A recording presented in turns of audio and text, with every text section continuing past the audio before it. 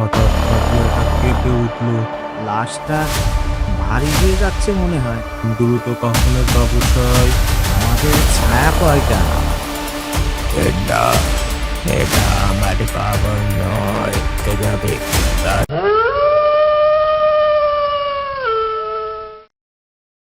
শালবন গ্রামের মানুষ আজ এক অদ্ভুত অস্বস্তির মধ্যে আছে। গ্রামের বৃদ্ধ হাশেম আলীর সন্ধ্যার পর মারা গেছে। সারাদিন বৃষ্টি হয়েছে, রাত বাড়ার সঙ্গে সঙ্গে ঝড়ও বেড়েছে। গ্রামের মানুষ সিদ্ধান্ত নিয়েছে ভোর হওয়ার আগেই তাকে কবর দিতে হবে। কিন্তু একটা সমস্যা আছে, যে কবরস্থানে তাকে দাফন করা হবে সেই কবরস্থান নিয়ে বহু বছরের ভয়ঙ্কর গল্প প্রচলিত। লোকেরা বলে রাতের বেলা সেখানে নাকি মৃতরা একা থাকে না। মসজিদের বারান্দায় কাফনে মোড়া লাশ রাখা কয়েকজন গ্রামবাসী দাঁড়িয়ে আছে। এই জ্বরের মধ্যেই কবরস্থানে কে যাবে? আমি যাব না। গত বছর ওখানে যা দেখেছিলাম এখনো বুঝতে পারিনি। সবাই চুপ। ঠিক তখন করিম সামনে এগিয়ে আসে। মৃত মানুষের হক আদায় তো করতেই হবে, ভয় পেলে চলবে না। করিম, তুমি যাবে? হ্যাঁ, যাব। তোমার সঙ্গে কে যাবে? সবাই মাথা নিচু করে, কেউ রাজি নয় যেতে। ঠিক তখন রতন ধীরে ধীরে হাত তোলে। রতন বলে ওঠে, আমি যাব, তবে একা না। আমি তো আছি। রাত তখন প্রায় 12টা। কবরস্থান প্রায় 2 কিলোমিটার দূরে। পথের বেশিরভাগ অংশই নির্জন, আর সেই পথের শেষেই আছে পুরনো কবরস্থান।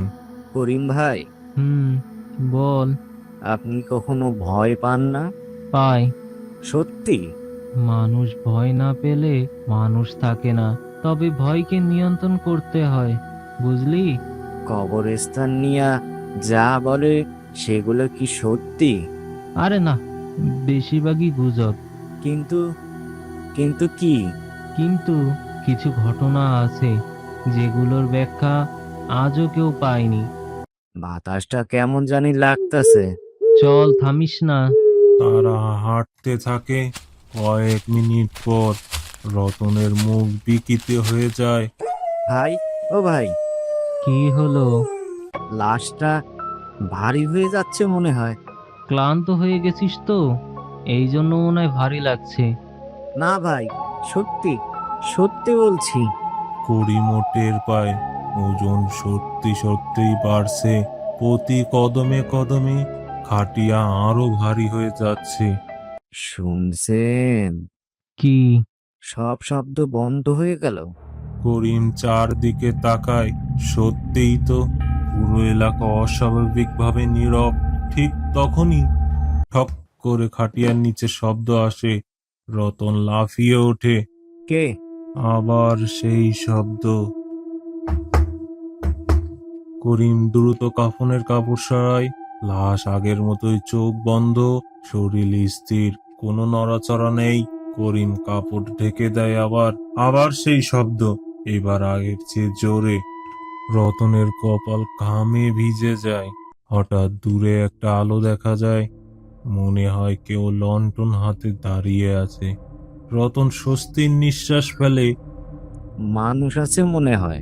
কিন্তু করিম চুপ। আলোটা স্থির, একদম নড়ছে না। তারপরে ধীরে ধীরে মাটি থেকে উপরে উঠতে শুরু করে। রতনের মুখ সাদা হয়ে যায়।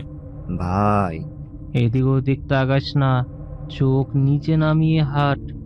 ওইটা কি? জানি না, জানতেও চাই না, তুইও জানতে চাস না, শুধু হাঁটা লাগা। দুজন দ্রুত হাঁটে, কিন্তু কয়েক মিনিট পর রতন থেমে যায়। করিম ভাই, আবার কি? রতন কাপা হাতে পিছনের দিকে দেখায়। আমাদের ছায়া কয়টা? করিম ঘুরে তাকায়। বজ্রপাত হয়। মাটিতে দেখায় 2জন মানুষ দাঁড়িয়ে, কিন্তু ছায়া 3টা। করিমের বুক কেঁপে ওঠে। তৃতীয় ছায়াটা তাদের মাঝখানে দাঁড়িয়ে আছে, কিন্তু সেখানে কোনো মানুষ নেই। হঠাৎ তৃতীয় ছায়াটা নড়তে শুরু করে। করিম আর রতনের ছায়া স্থির, কিন্তু অন্য ছায়াটা ধীরে ধীরে মাথা ঘুরিয়ে তাদের দিকে তাকায়। রতন চিৎকার দেয়। আল্লাহ! বজ্রপাত শেষ, চারপাশে অন্ধকার, ছায়াও খুব দ্রুত এগোয়। অবশেষে দূরে কবরস্থানের গেট দেখা যায়, পুরনো লোহার ভাঙা গেট, ভাঙা চোরা, বাতাসে কাঁপছে। কারণ কবরস্থানের ভিতরে এমন কিছু তাদের জন্য অপেক্ষা করছিল যা কোনো জীবিত মানুষের পক্ষে দেখা উচিত নয়। করিম ভাই, আমার মনে হচ্ছে আমাদের ফিরে যাওয়া উচিত। এখন আর ফিরে যাওয়ার উপায় নেই রে, মৃত মানুষের হক আদায় করতেই হবে। দুজনে গেট পেরিয়ে ভিতরে ঢুকে যায়। কবরস্থানের ভেতর চারপাশে পুরনো কবর, কিছু কবর ভেঙে গেছে, কিছু কবরের পাথর কাত হয়ে আছে। কুয়াশা এত ঘন যে 5 হাত দূরেও পরিষ্কার দেখা যায় না। ভাই, এখানে এত ঠান্ডা কেন? করিম থেমে গেল। সত্যিই বাইরে যতটা ঠান্ডা ছিল, এখানে তার চেয়ে কয়েক গুণ বেশি ঠান্ডা। মনে হচ্ছে বরফের ভিতর দাঁড়িয়ে আছি। হঠাৎ টুক টুক টুক পিছনে পায়ের শব্দ।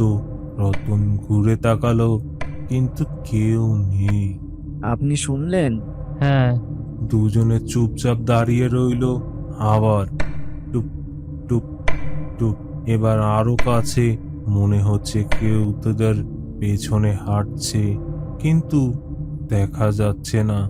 রতনের মুখ ফ্যাকাশে। ভাই, কেউ আমাদের অনুসরণ করছে। রতন, দোয়া পড়া শুরু কর। রতন কাপা কণ্ঠে দোয়া পড়তে লাগলো, কিন্তু শব্দটা থামলো না, বরং আরো কাছে এলো। টুক টুক টুক টুক। হঠাৎ শব্দটা একদম তাদের কাছে এসে থেমে গেল। দুজনেই ধীরে ধীরে ঘুরে তাকালো। কেউ নেই, শুধু কুয়াশা আর অন্ধকার। তারা কবরের দিকে এগোতে লাগলো। গর্ত আগেই করা ছিল। কবরটা দেখতে অদ্ভুত, মনে হচ্ছে অনেক পুরনো। চারপাশের মাটি কালচে। এই কবরটা তো আগে কখনো দেখিনি। আমিও দেখি নাই। ঠিক তখন কবরের ভেতর থেকে কান্নার শব্দ ভেসে এলো, একটা শিশুর কান্না। কবরের ভেতরে কে? করিম সাহস করে সামনে এগোলো, ধীরে ধীরে কবরের ভিতরে তাকালো। কেউ নেই, একদম ফাঁকা, কিন্তু কান্না চলছেই। হঠাৎ কান্না থেমে গেল, তার বলে একটা ফিস ফিস আওয়াজ বের হলো, আমাকে বের করো। রতনের শরীর জমে গেল। আবার সেই শব্দ, আমাকে বের করো। এবার শব্দটা কবরের ভেতর নয়, তাদের ঠিক পেছন থেকে। দুজন একসঙ্গে ঘুরে দাঁড়ালো। কেউ নেই, কিন্তু একটা জিনিস দেখা গেল। দূরে একটা কালো ছায়া দাঁড়িয়ে আছে, মানুষের মতো, কিন্তু মাথা অস্বাভাবিক বড়, হাত দুটো প্রায় মাটিতে লেগে আছে। ছায়াটা নড়ছে না, শুধু তাকিয়ে আছে। ওটা মানুষ না। চোখ নামিয়ে রাখ, ওদিকে তাকাস না। যদি আমাদের দিকে আসে? ঠিক তখনই বজ্রপাত হলো, আর ছায়াটাও মুহূর্তের মধ্যে হারিয়ে গেল। হঠাৎ খাটিয়াটা কেঁপে উঠল। দুজনই থমকে গেল। আবারও কাঁপলো, এবার আরো জোরে কেঁপে উঠল। ভাই, ধীরে ধীরে কফিনের দিকে তাকালো। কাফনের ভিতরে কাপড় নিজেই নিজেই নড়ছে, মনে হচ্ছে কেউ শ্বাস নিচ্ছে। রতনের পা কাঁপছে। করিম কাপড়টা সরালো, তারপরে দুজনেই স্থির হয়ে গেল। হাশেম আলীর চোখ খোলা, লাশের চোখ দুটো একদম স্থির, সরাসরি তাদের দিকে তাকিয়ে আছে। রতন পিছিয়ে গেল। এটা এটা অসম্ভব। আল্লাহু আকবার। হঠাৎ লাশের ঠোঁট নড়ল, খুব ধীরে, খুব অস্বাভাবিকভাবে। তারপর কর্কশ গলায় বলল, না, এটা আমার কবর নয়। রতন চিৎকার দিয়ে মাটিতে পড়ে গেল। করিমের বুকের ভেতরে কাঁপুনি শুরু হলো, কিন্তু সে সাহস হারালো না। লাশটা আবার বলে উঠল, আমাকে মাটি দিও না। তারপরে হঠাৎ হাসতে শুরু করলো, একটা মৃত মানুষের হাসি। সেই হাসির শব্দ পুরনো কবরস্থানে ছড়িয়ে পড়ল। চারপাশের কবরগুলো কাঁপতে শুরু করলো, মাটি যেন ফেটে উঠতে লাগলো। এটা কি করে হতে পারে? আমরা শেষ ভাই। ঠিক তখন কবরস্থানের বিভিন্ন জায়গা থেকে একের পর এক ছায়া উঠতে লাগলো। একটা, দুইটা, পাঁচটা, 10টা, 20টা, শত শত কালো অবয়ব। তারা ধীরে ধীরে করিম আর রতনের দিকে এগিয়ে আসছে। কেউ কথা বলছে না, কেউ শব্দ করছে না, শুধু হাঁটছে। এই দেখে রতনের চোখে পানি চলে এলো। ভাই, এরা কারা? এরা এরা কবরের বাসিন্দা। পানি চলে এলো। ভাই, এরা কারা? এরা এরা কবরের বাসিন্দা। হঠাৎ লাশ খাটিয়া থেকে ধীরে ধীরে উঠে বসলো। হাশেম আলীর মৃত মুখে ভয়ঙ্কর হাসি, তার চোখে মনি নেই, পুরোটাই কালো। সে সরাসরি করিমের দিকে তাকিয়ে বলল, তোমরা অনেক দেরি করে ফেলেছ। এরপর কবরের ভেতর থেকে একটা বিশাল কালো হাত বেরিয়ে এসে করিমের পা চেপে ধরল। করিম চিৎকার করে উঠল। রতন আতঙ্কে পিছিয়ে গেল। আর ঠিক তখনের কবরের ভেতর থেকে আরো অসংখ্য আওয়াজ আসতে শুরু করলো। হঠাৎ লাশ আবার খাটিয়ার উপর উঠে বসলো। হাশেম আলীর মুখ এখন পুরোপুরি বদলে গেছে, চোখের জায়গায় শুধু কালো শূন্যতা। সে কর্কশ গলায় বলে, আমি হাশেম আলী নই। করিম থমকে গেল। তাহলে তুমি কে? আমি সেই যাকে এই কবরস্থানে জীবনতে পুঁতে রাখা হয়েছিল। মাটির নিচের থেকে একটি বিশাল এক কালো ছায়া উঠে থাকে। এবার শুধু হাত না, পুরো শরীর, এক বিশাল অশরীর শক্তি। সে ধীরে ধীরে বলে, আমাকে মুক্ত করা হয়েছে। এটা কি? করিম অবাক হয়ে তাকিয়ে থাকে। লাশের শরীর ভেঙে যায়, ভেতর থেকে কালো ধোঁয়ার মতো এক আত্মা বের হয়। সে বলে, আমি এই কবরস্থানের প্রথম অত্যাকৃত আত্মা। আমি মরিনি, আমাকে বন্দি করা হয়েছিল। আত্মা ধীরে ধীরে বড় হতে থাকে আর তার ভয়ঙ্কর কণ্ঠে গর্জনে পরিণত হয়। আজ তোমরাও এখানে থেকে যাবে, বাঁচতে পারবে না।